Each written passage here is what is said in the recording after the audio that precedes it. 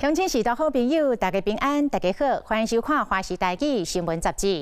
新冠病毒的关系未当来出国，所以好一个现热，人拢溢出来。每一个旅游景点，甜塌塌、叉，四界拢是人，嘛互咱看到未少稳重的危机。台湾的观光要安怎来升级，才当互国内旅游的商机久长咧。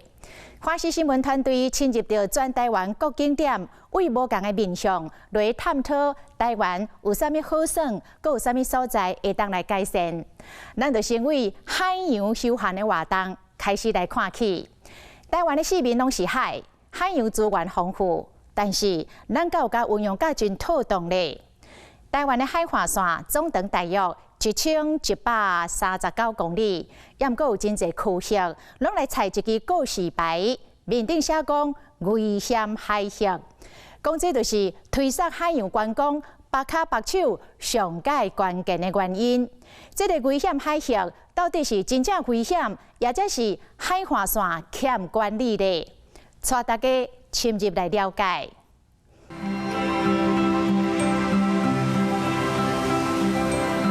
到处都是第一些危险海域哦，这导致我们民众对要到任何远海都处处受限。面对危险的处理方式，不是让人民不要去靠近它，面对危险的处理方式是分散它的风险。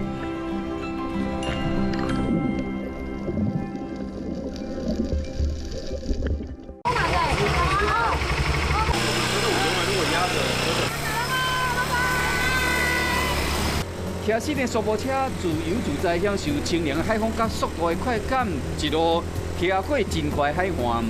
90度夹角的这个峭壁就是欧亚板块，我们脚底下的叫菲律宾板块。板块跟板块交界的地方刚好在这里，也就是山跟海交界的一个地方。总着伫花莲的秀林乡卫星的海湾边啊是直冲天际大山，北边就是壮丽清水断崖。受到新型冠状病毒疫情的影响，促使人转向国内，廉政海捕捉变成热门的景点。总着得天独厚的地理位置，有山海相伴的视野甲景观，毕竟翕相变成热门行程。也不过重点要有一项。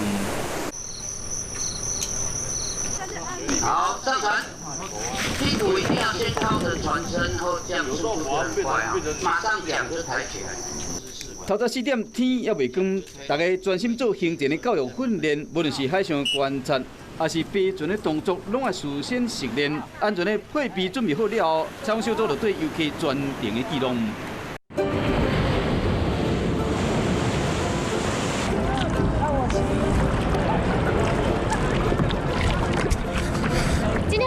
因为天候状况不佳，我们没有看到海上日出。不过没有关系，行程还没有结束，可以继续更多的独木舟体验。真高分站将向日升出海平面迄个时刻炸掉咧，也过粉红色的海天一色，依然互人心醉。这里大部船也是立顶顶踏进太平洋，享受大自然的洗礼。非常好玩，因为这个体验太棒了，一定要来。一定要来，国内旅游真的很棒。我一直不敢挑战有水的，因为本身不会游泳嘛。但是这次让我感觉很不一样，会很安心。对，因为我觉得每个教练都还蛮用心的。现在蛮喜欢海边的，而且就是我觉得带一点小挑战，带小朋友一起做这样活动是比较有意义的事情。过去的时候都是以纳入为危险海域，实际上危险海域是需要经过教育训练。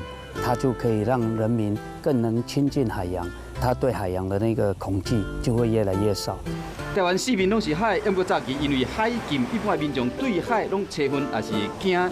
2007年，教育部颁布海洋教育政策白皮书，开始推广海洋文化，民众甲海才道有较亲近，不过干那口号敢有够？在政府执行法令上面，其实中央都已经函释原则开放例外管理了，但是地方政府基本上他就是不甩这一套，我还是照样开罚，我还是照样禁止，所以这个就是我们现在面临的窘境，就是太多东西都是国王的新衣了。大家认为说，如果这一区出事了，那主管机关就要负责，所以主管机关最安全的做法就是，那我就把你写禁止吧。禁止出事了你就自负，我如果没写禁止，你是不是又要找我负责？那我如果许可了，那你出事了又要申请国赔，所以近几年这样的案例一直在发生。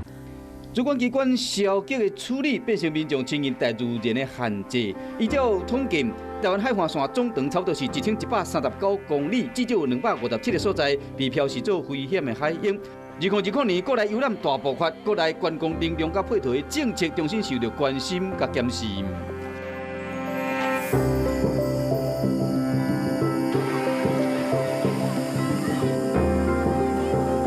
疫情也冲击到了东北角的观光。以和平岛公园为例，1月份的时候观光人数有3万多人，比去年同期还要高。不过2月份开始人数递减，一直到5月才有所成长。挑热大尾，基隆和平岛公园人是有够济，卡在高放池改做海水游泳池。07年阿拉伯湾嘛，伫2018年重新开放。海湾开放，和台湾的海洋休闲观光有更较济可能性。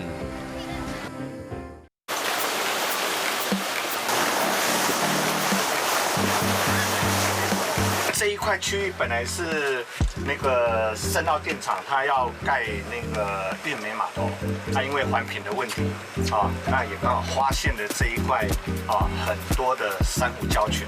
那每一朵珊瑚礁就跟玫瑰花一样，很漂亮，区域非常大。不要因为好玩，然后就潜下去，然后把珊瑚弄坏了。深蓝色海面下有几大片，敢若玫瑰的漩涡搭，规大片有够水，袂输是海中的花园。爱唱水面的人伫海中甲鱼仔做伙游。第一次自由潜 free diving 下去，很好玩，很好。下面真的台湾的岛真的好漂亮，台湾真的水里面很美。然后也看到很多鱼，今天看到很多蓝色的小鱼。海里面它很安静，你需要很多时间跟自己独处，然后你可以看到就是自然的东西，不是人创的，然后也不是一些虚假的东西，它就是在那里，然后让你看到最自然的美好。包游艇出海可以玩的花样特别多，不只可以乘风破浪、浮潜看珊瑚，可以的话还可以到浮船上来进行水上擂台。准备开始吗？好，开始。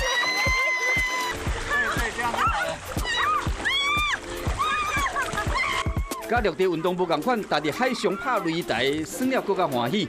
那天白云无敌的海景嘛，变成游客翕相上水的背景。海上拍可以很放松，对，可以360度旋转，陆地上做不到的任何动作，而且景色也差很多，对啊，而且海风好凉啊。就是这2、3年，感觉海上活动越来越多，而且很多元化，对，而且自潜的人变多了，对 ，SUP 独木舟人也变多了，以前小时候好像都没有这些活动，对啊，所以现在人很幸福啊，选择性很多。像我们今天玩的这些游戏，以前来讲，可能都要到垦丁、小琉球、绿岛才可以玩到这些。那北部已经离大台北这么近，开车40分钟就可以来从事这些水上活动。那应该是各地方政府来大力的推广才对，而不是到处的来阻止我们，这个也不行，那个也不行。像我们也常常去我们基隆的彭佳屿、北方三岛。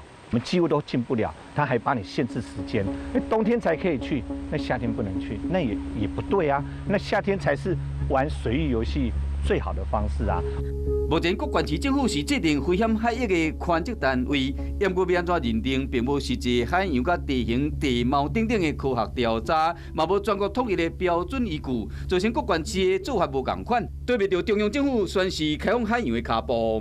面对危险的处理方式，不是让人民不要去靠近它，面对危险的处理方式是分散它的风险，把它的成本降低，把资讯充足、充分的提供，让人民自己去做决定。如果他要下水，如果他觉得危险，那他会去做他的风险分摊。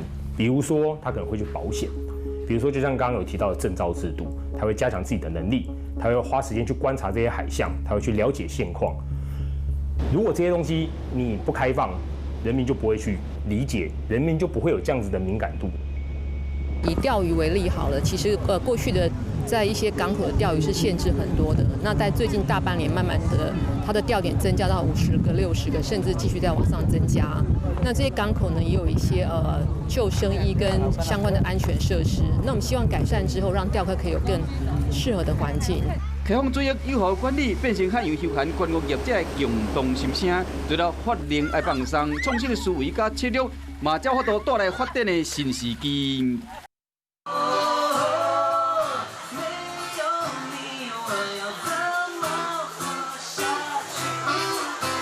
享受海风甲音乐，当年热天限定的条件海湾节变成基隆市的地方特色，运用海洋城市的资源，开创不同款的观光之路。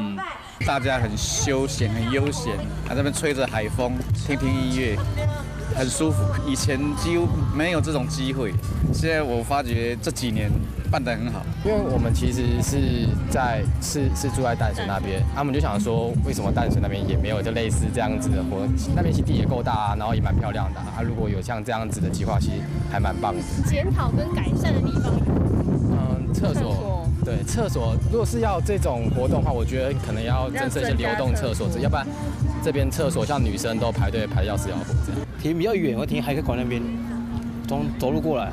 这样走多久？10分钟吧。因为外面车真的太多了。有丰富的活动，硬体的设备嘛要加强。专家嘛建议讲，为细汉开始定紧的海洋教育，更加是和民众亲近大海的关键。现在观光要转型，其实最重要的除了要精致化以外，还有更重要的是能够把观光结合在教育里面，让每一个行程的参与者他都能够得到对于环境的一个关系。那这是我们在谈的海洋素养。看到水面有很多垃圾啊，甚至下去海底玩有看到很多废弃的渔网，我们通通会把它捡上来。其实环境的教育是要从船家来做起，我们示范给他看。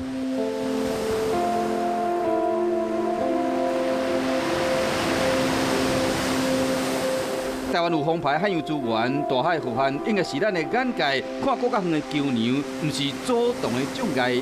然后透过安全的管理、有效的利用，和民众拥抱海洋、甲海对话，成为海洋观光大步向前行上重要的挑战。